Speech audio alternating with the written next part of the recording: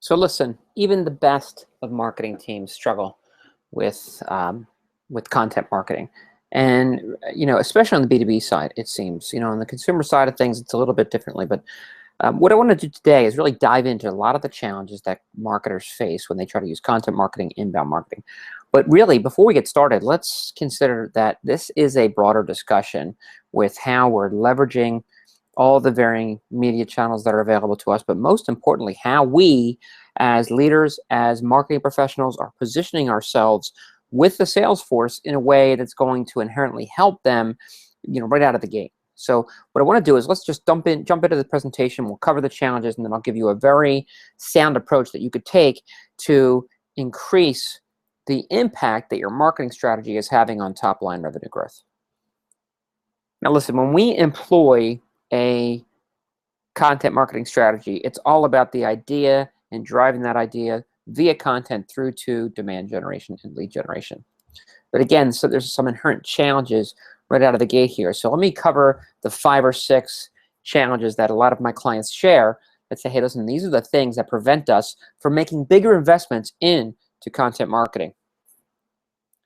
The marketing mix is probably, for larger companies and even smaller. It depends on what they do. But a complex marketing mix makes content marketing a challenge because they have so many varying buying personas. The media channels that I need to communicate over might be exponentially increased depending upon what's happening within the industry. But the bottom line is if my marketing mix is complex, content marketing becomes a challenge.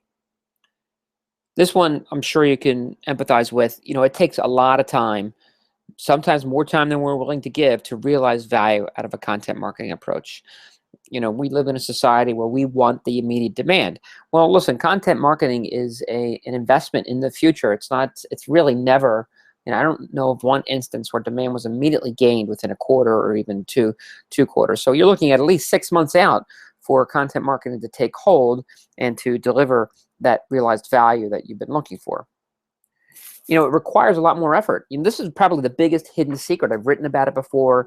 I've been interviewed by press before on this very fact that, listen, the hidden secret here is that content requires development and effort.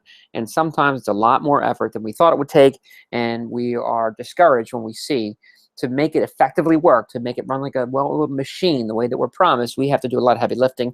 We have to get out of our comfort zone. We have to produce content. We have to think differently. We have to bring a new creative facet. And maybe we don't have those resources on the team. Maybe we don't have the bandwidth. Maybe we don't know how to gain that bandwidth. But this is definitely a challenge that faces many of you.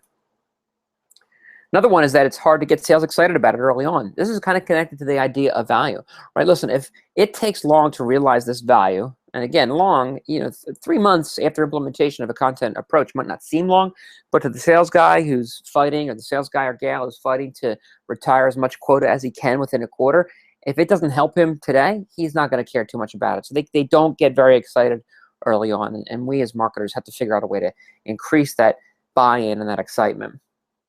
You know what? It hasn't led to the cost reduction that we've expected. I can't tell you how many times I've heard this, that we expected this to reduce our costs exponentially, and it just hasn't happened.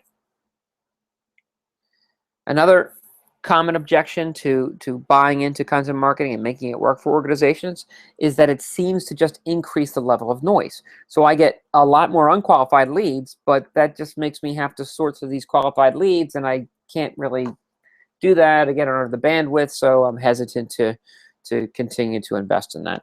And then lastly, it's really hard to integrate with our social efforts.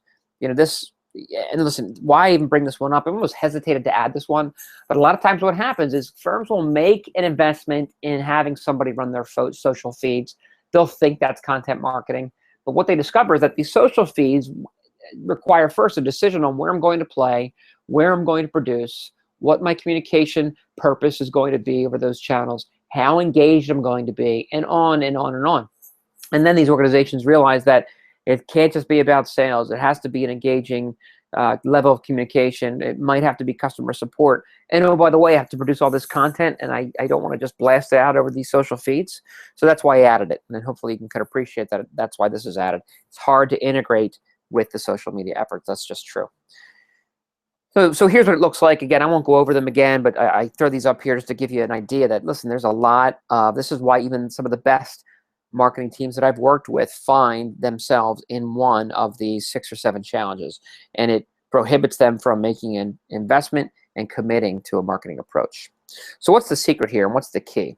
Well, here's where I think it lies. I think we have to think not only from idea to demand, but we have to do that with purpose, right? So what I like to call it is focusing on the above the funnel story of value. And for the remainder of our time together, I want to explain to you what that means and why it's so important.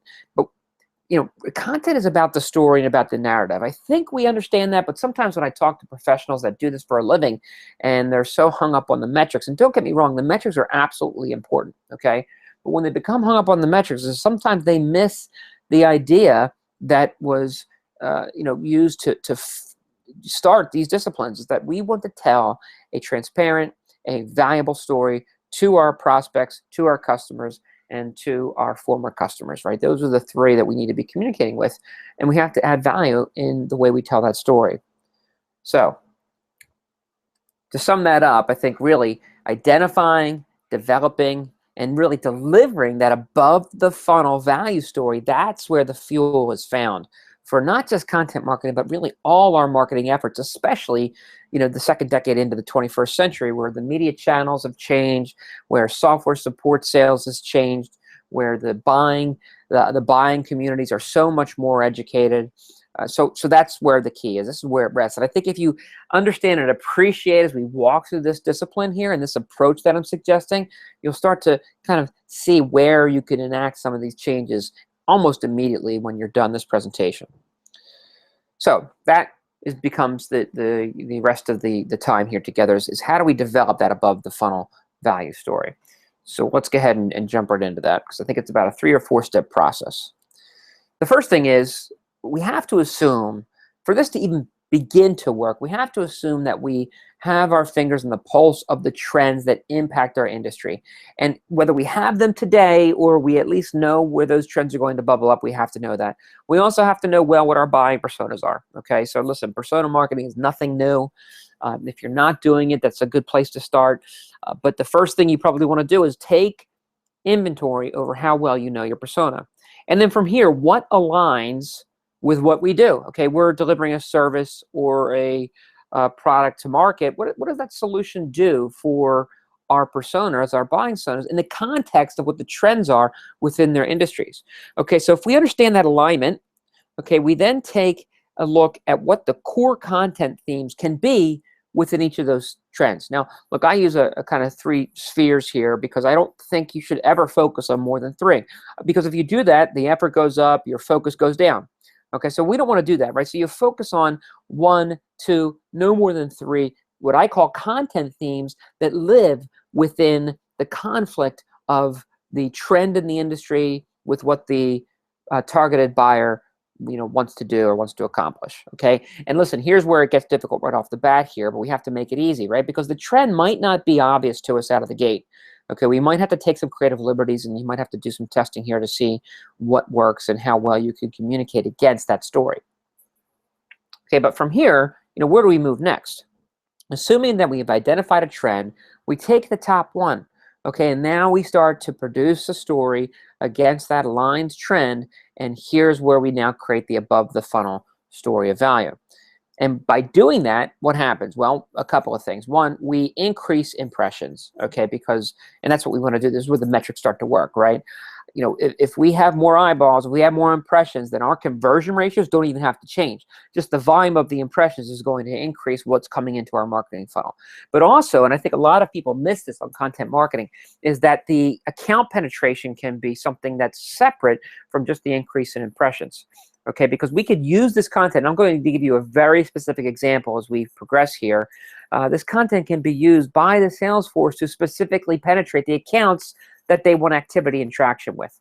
Okay, regardless, if we nail that above the funnel story of value, okay, now we're driving the right type of activity into our marketing funnel, and then we progress from there. Okay, so how do we operationalize that? Okay, well, this is the approach that I have seen work, I've done myself, I've helped clients with, and it works for them. First, I am a big believer in an Agile framework. It comes, if you're not familiar with Agile, a lot of people are talking about applying it to marketing these days, but Agile comes out of the software development world. It's been around for quite a while. And it's an approach, it's a framework to identify requirements, define them with a fair degree of specificity, and then deliver them in 30-day increments. Okay, so it does, I won't get into the details here, but what it does is it allows you to act very nimbly. Because if I know what I have to deliver, and listen, content marketing is very often about what content I'm delivering and when. So if I know what I'm delivering, I know what the volume of effort is, I know who's going to be contributing, I know what the discussions have to happen around there, I can prioritize and deliver in some finite period of time. And again, it's usually a 30-day sprint. It's called an Agile. So I think that Agile framework should be used to drive this content strategy and delivery for your demand generation. Here's where that kind of top trend lines to the, that we develop the content theme and build that above the story funnel value story. Okay, and then the best part of it is that it enables our strategic sales group, right? In other words, we can enable sales to take that above the funnel story of value right away to their current customers if they're looking to retain them, to their prospects if they're looking to penetrate new accounts, and even those that are in their pipeline to maintain and continue the conversation. Look, a lot of times we forget that even though the sales process has changed significantly over the last, I would say, 10 years or so, because of the buying sophistication that exists today, we still have to deliver value, and Salesforce still has to make those connections and really challenge their prospects to think a little bit differently. All right. So listen, that's the long and short of it. That's the approach that will work. What I want to do is I want to give you a very specific case study here. And this was for a large software as a service ERP player that was focusing in on the manufacturing vertical. There's a document I'm going to refer to here, and I'll link that document up in the content so you could take a look at the document. But let me step through this because I think it provides a very tangible example of what we just discussed and what that above the funnel value story is all about. Okay, so for this particular client, they gave me a Gartner report. It was a great report, about 2,000, maybe 3,000 words. It was all about best practices to manage the strategic vision for the Internet of Things as it applies to the manufacturing world. So for those of you not in the manufacturing world, think about a big manufacturing line that has its equipment connected to the data, let's say inventory and things like that, that's stored in the cloud somewhere. And Internet of Things, a lot of us, a lot of times we think of as consumers as our Apple Watch or our phone or our fitness, our tuned in or connected Fitbit or something like that. But so apply that to manufacturing process lines, because this is a big issue today in manufacturing: is how connected do we or do we not become in this new world of connected hardware and software. Well, from reading this report, and you can actually go find the report online, that's actually the title of it, there was three big ideas that came out of the report. One is the talent, people that are going to be needed to make this integration happen within manufacturing. The second was security and prioritization.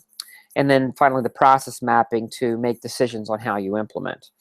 Okay, so from here, these three content themes are exactly what I was talking about earlier. Remember, we don't want to have any more than three.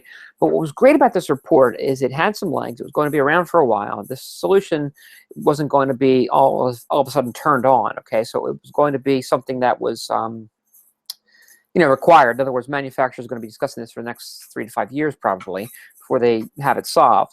So it was a great foundation to come up with a 9 to 12 month content foundation. Okay, so these three trends we could speak very aggressively on and provide perspective and create that above the funnel value story for a 9 to 12 month cycle. Which, listen, if you're a content marketer right out of the gate, if I know what I need to produce, and again, not at the product solution level or the service solution level, that becomes more top of the funnel type content. But how do I get people interested, increase the impressions, and penetrate these accounts with this type of conversation and discussion?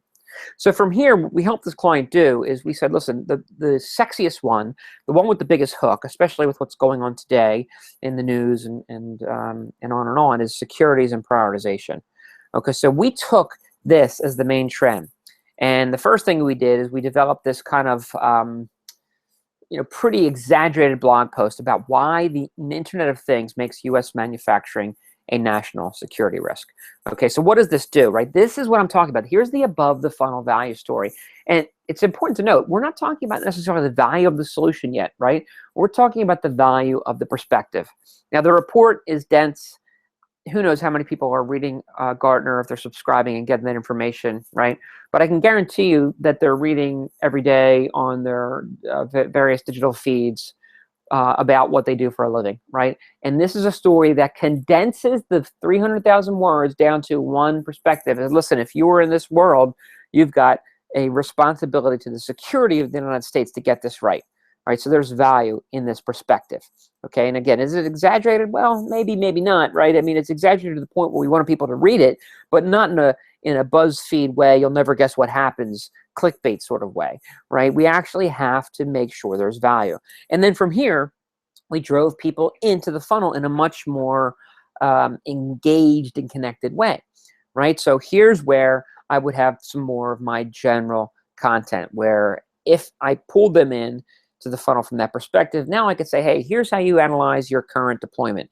Here are some simple recommendations, a checklist for you to keep in mind. Here's some investment considerations that you ought to be making. Here's the training program recommendations that you ought to consider. Okay, some very simple top of the funnel type of information. And then if I'm using a marketing automation tool, I can more intelligently move them through this funnel, where now I have a little bit more detailed information that I'm offering up to them, and then finally getting them down before they're sales qualified, where I can identify some key buying signals from this very well-educated buyer. Okay, so this is the approach that we took here, and the beauty of this is that I could structure, and let's go back to that agile approach I mentioned earlier.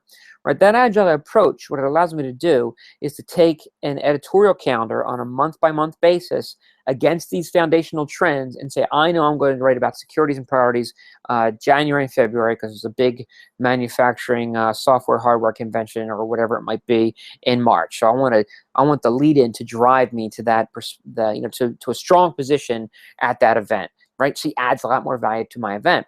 And oh, by the way, we haven't even spoken of the impact that this has to our sales force, because this above the funnel value story can be given to my sales force to penetrate their accounts. Hey, Joe or Jane, listen, we just wrote this up. We've boiled this Gartner report down.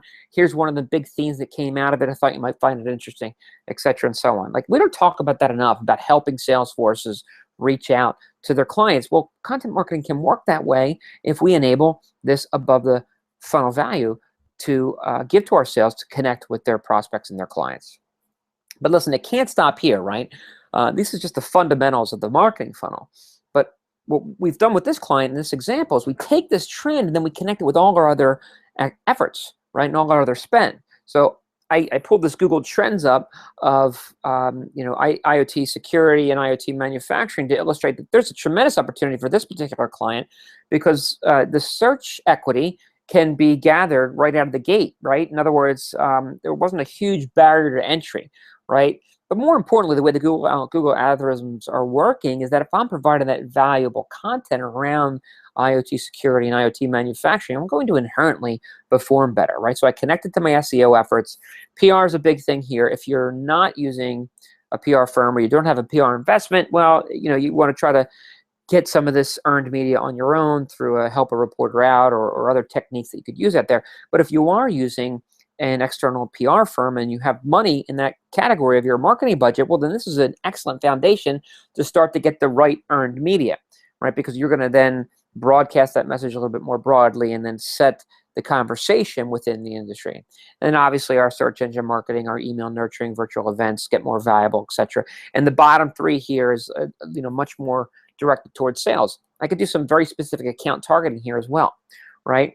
I could use this content at a specific level to penetrate one single account if that's what matters to my sales team. All right, so how do you apply it to your above the funnel value story? And I go back to this picture I showed you earlier, right?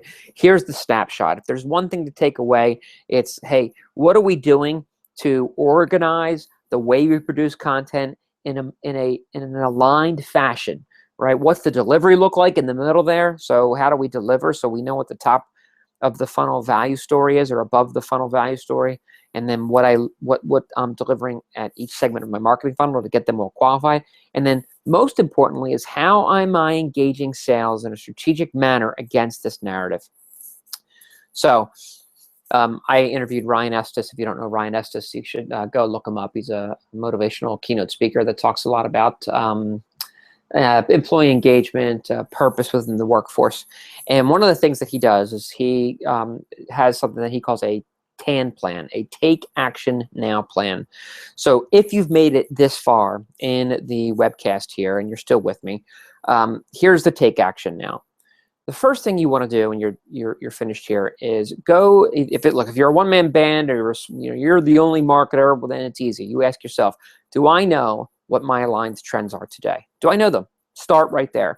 If you have a broader team, gather your team up. Pull in a salesperson, pull in a customer service, pull in a product development person or a service delivery person into a room and say, hey, what are the 3 things that your customers are talking about that's impacting them? And here's where we need to brainstorm, because a lot of times we want to set this trends and we want to set the conversation. So brainstorm it out. So that's your take action now plan. Come up with your 3 foundational core content themes that are aligned to your industry trends that tell that above the funnel value story in a way that's going to set your marketing funnel up for greater success, and most importantly, engage the sales force nearly immediately when you start sharing this information. All right, listen, I want to thank you for your time today. Thanks for reaching out. I have a host of questions here. How I usually handle questions is I'll post them on the site and send them out to those that answer them, so you have a little bit more of an opportunity to engage and discuss these things. So listen, the only ask I have is if you like what you've seen, just share it, because I'm big about getting this word out. So if you like it, let somebody know that, listen, this is pretty valuable. And oh, by the way, I'm not, I don't know, I don't have all the answers here. So if you have something that's been working for you, I'd love to hear that as well. So thanks very much for your time, and I will see you next time.